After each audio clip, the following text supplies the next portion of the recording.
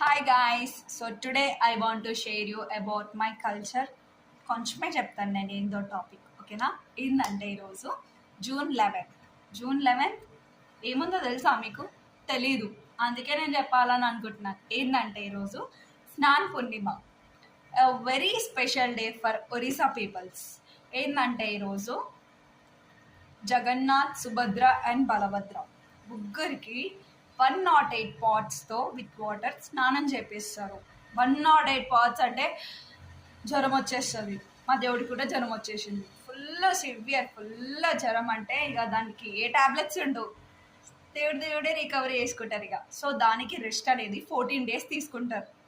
14 days తర్వాత after 15th day, ఆ 15th day మాకేందంటే రథయాత్ర అని అంటాం. సో ఆ రోజు ఏమవుతుందంటే స్వయం దేవుడే అందరికి బయటికి వచ్చి దర్శనం ఇస్తాం. సో వేరే కల్చర్లో మనమే వెళ్తాం దేవుడి దగ్గరికి, బట్ మా సైడ్ ఏంటంటే స్వయం దేవుడే మా దగ్గరకు వచ్చి దర్శనం ఇస్తారు. సో దీన్ని రథయాత్ర అని అంటారు.